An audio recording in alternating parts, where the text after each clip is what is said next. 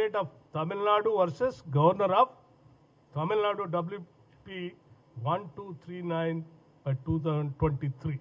ఏం చెప్పారు? రాష్ట్ర ప్రభుత్వం బిల్లు పాస్ చేసి పంపిస్తే ఆ బిల్లులు 3 నెలల్లో మీరు పాస్ అయినా చేయాలా, తిరిగైనా పంపించాలా, పంపించకపోతే deemed to have been passed, acted అని సుప్రీంకోర్టు చెప్పింది. ఈనాటి వరకు కూడా దీనికి సంబంధించి ఏ కోర్టు దీన్ని ఖండించలే. That means it is in force. మేము బిల్లు పాస్ చేసింది ఎప్పుడు?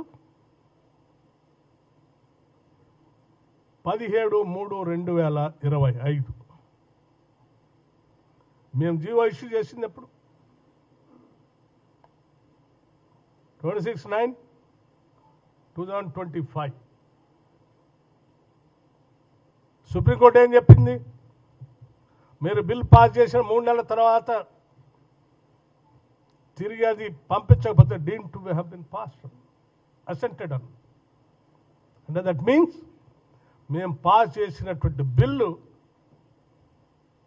Deemed to have been assented. అందుకే మేము జియో ఇష్యూ చేశాం.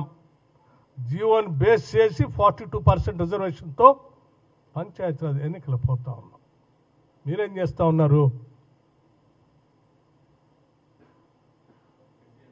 మీరేం చేస్తూ ఉన్నారు?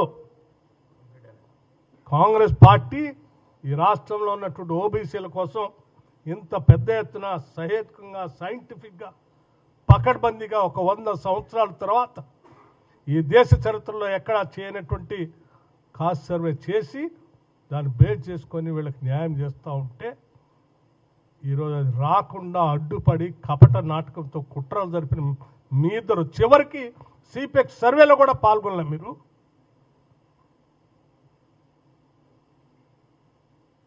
తిరిగి మళ్ళీ వాళ్ళ బయటకు వచ్చి తగుదనమ్మా అని చెప్పి మాట్లాడుతూ ఉన్నారు. నిజంగా ఈ రాష్ట్రంలో ఉన్నటువంటి ఓబీసీలు టీఆర్ఎస్ని కానీ బీజేపీని కానీ చరిత్రలో క్షమించరు. ఇవాళ ఏదో మీరు కపట నాటకం ఆడుతూ కాంగ్రెస్ పార్టీ ఏదో డ్రామా ఆడిందని మాటలు చెప్తూ మొసళ్ళ కన్నీరు కాల్చడం కోసం ప్రయత్నం చేస్తే నమ్మే పరిస్థితులు లేవు. ఇవి వాస్తవాలు. సింపుల్. ఇవి క్యాప్ పెట్టింది మీరు, బిల్లు పంపిస్తే ఆపింది బీజేపీ. క్యాప్ పెట్టింది టీఆర్ఎస్, బిల్లు ఆపింది బీజేపీ. సిపెక్ సర్వే చేసి సైంటిఫిక్గా బిల్లు పాస్ చేసి జియో ఇష్యూస్ ఎన్నికలు పోతా అన్నది కాంగ్రెస్. ఏది కరెక్టు? మీరు ఇటువంటి మాటలతో మీరు చేసిన తప్పిదాలని, మీరు చేసినటువంటి అన్యాయాన్ని కప్పిపుచ్చుకోవడం కోసం మీరు ప్రయత్నం చేస్తున్నారేమో. ఈ రాష్ట్ర ప్రజలు అంత అమాయకులు కారు. మేము డెఫినెట్గా ఓబీసీలకు 42% రిజర్వేషన్ కల్పించడానికి